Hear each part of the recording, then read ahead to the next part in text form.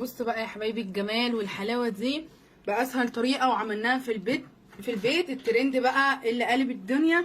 بصوا الجمال والحلاوه. تعالوا بقى ندوق. سقسقنا الكشري وعملناه الامبليه، عملناه سكلنت سلام كتير. ايوه شايفين، عباره عن كريم بروريه و ابتدى سكر مجروش والكيكه الحليب. خشوا شوفوا الفيديو. وبجد سهله جدا.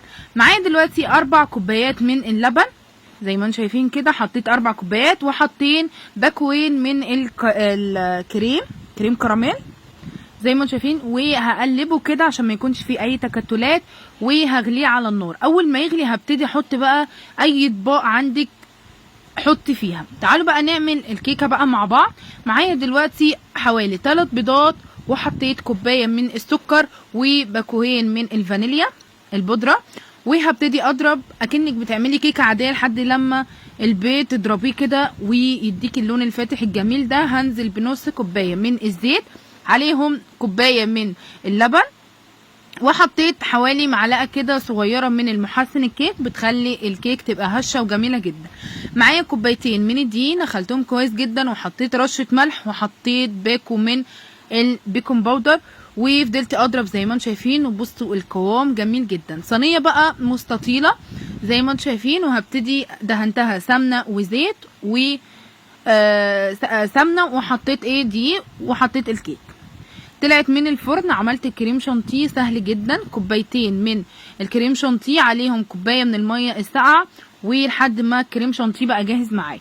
تعالوا بقى نكرمل السكر. معايا حوالي نص كوبايه كده من السكر، وزي ما انتم شايفين على النار كده لحد لما اتكرمل. ما قلبتش خالص غير لما عمل حوالين الطاسه ابتدى يتكرمل ابتدي اقلب. حطيت هنا دلوقتي زي ما انتم شايفين معلقه من الزبده او السمنه المتاحه عندك، وزي ما انتم شايفين كده بقى تمام معايا. هبتدي ازود بس ميه سخنه، نص كوبايه كده من الميه السخنه، واقلبه زي ما انتم شايفين كده عشان يديني. انا عايزه الكراميل يبقى تقيل معايا مش يبقى خفيف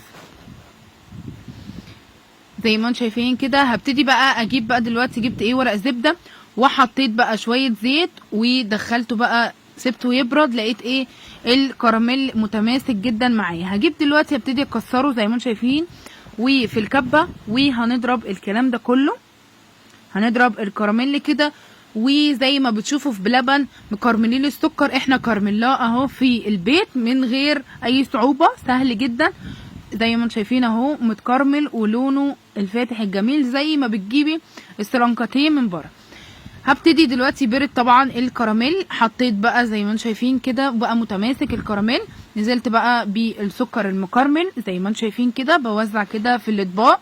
والكيكه رحت مقسماها طبعا على شكل كده مدوره. عارفه اللي هي بتاعت قطعه البرجر؟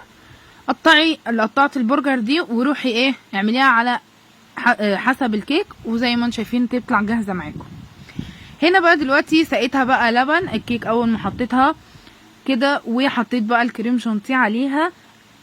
طبعا الفيديو ما جابش اللي هي الكيكه وانا بسقيها، بس عادي يعني لازم تسقي طبعا الكيكه تبقى متغرقه كده لبن. هنا برضو الكنافه جاهزه معايا، حمصتها كده بزبده وبقت جاهزه معايا وخدت اللون الفاتح الجميل. تعالوا بقى ناحيه التزيين. معايا التزيين هنا زيني بقى شوكولاته، نوتيلا، لوتس، بيستاشيو. البيستاشيو انا عملته اصلا في البيت. هعمل برضو هعمله لكم تاني برضو في فيديو وانزله لكم. بسيط جدا البيستاشيو لما تعمليه في البيت. الناس طبعا ما تقدرش تجيب اللي هي البيستاشيو العلبه، ممكن نعملها في البيت باسهل طريقه. هنا بقى عندي التزيين. حابه بقى ازين مثلا شوكليت مع بيستاشيو، حابه مثلا اعمل مانجا لو عندي مانجا متوفره. هنا برضو اللوتس برضو عملت صوص اللوتس، ورحت برضو حاطه البسكويت اللوتس برضو متوفر عندي. وعند الشوكليت هروح حاطه اللي هي شوكليت شيبس او اوريو. لو ما عندكيش شوكليت شيبس ممكن تعمليه باوريو او بشوكليت شيبس زي ما انتم شايفين تزيين على الوش. بصوا بقى الجمال والحلاوه. يلا ندوق بقى مع بعض الجمال والحلاوه دي. بصوا بجد تحفه وزي اللي بره بالظبط واحلى، وعملناه باسهل طريقه، والطعم هو وما كلفنيش حاجات كتير وباسهل طريقه. بجد الطعم خطير جدا وممتازه ممتازه ممتازه.